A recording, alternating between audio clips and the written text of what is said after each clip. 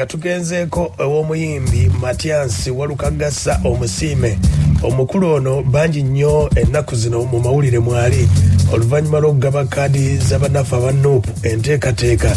amaaso gamuliko nnyo embeera nga bwe yatambula abamu baali tebasuubira nti kaadi ayinza okugifuna bingi era bingi ebisobodde okuba ate nga byogerwa nga bangi balinze Walukaga n'ayiiya ddi oluyimba agenda ddi kuba ddi agenda duteeka mu luyimba lwa mwaka oba kuba akadde kaweddewo era oluyimba luno ndowooza agenda dutemamu ebimu bya mwaka ayinza obigattamu oba binaaba bitya oba mwezi gwa 10 kati agamba nti budde bonna abadde bamubanja oluyimba nanti kiwuugulu terwaggwa paati yakoma ku yakusatu prison break kiwuugulu kati agamba kiwuugulu budde bonna paati 4 egera kuba ate ng'efuluma yayingidde dda studio wulira kiwuugulu yasiba talinawo wadde akambe wuyatolosa ayina nenkebete yaso ne banyabo abantu bangi badde bambuuza tinakoma ku prison break kiwuugulu paati 3 ne paati 4 kiwuugulu yalaga wanga atolose nga amaze okutta kamishona w'amakomera n'afulumira mu byambalo n'atolosa n'abasibe kakati kiwuugulu yabulirawa mumpeemu ennaku ntono nnyo ngenda baleetera kiwuugulu paati 4 eggwanga lyagendamu n'akomawo ate mu Uganda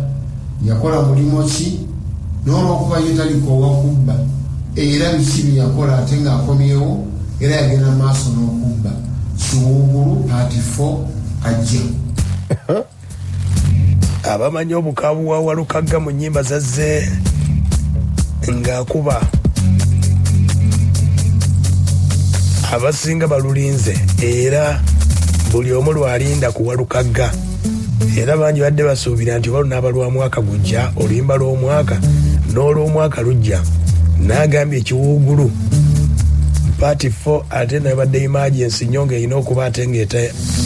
ng'agiteekawo Walukaga yeebuuziza bangi beebuuza nti okuba ate ng'afuna kaadi eya Busiro East kaadi ekyama kyali kitya Walukaga yagambye ekyama yakyogedde bw'ati wulira katabo Robert Greene yawandiika katabo kayitwa the 48 laws of power written by Robert Greene kabaamu kyako kalimu amateeka 48 obanga oyagala okwekuumira mu buyinza oba agagaba obuyinza and the first law says never outshine the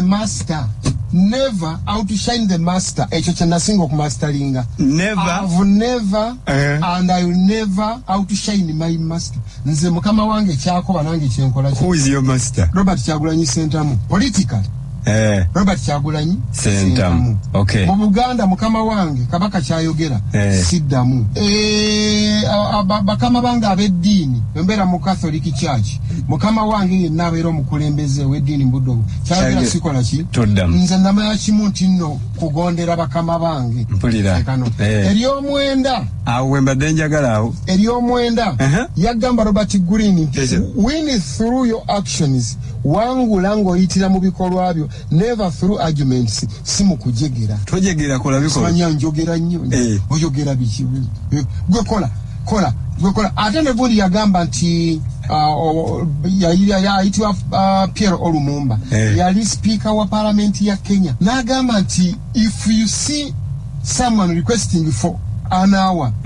to tell you what he has done, to explain what he has done, it means he has done nothing. If there is something you've done, you keep quiet. If there are some things that you've done, you keep quiet and they speak for themselves. Bobo ina byokoze osirika ne byeyogera sigwe kujja kututegeeza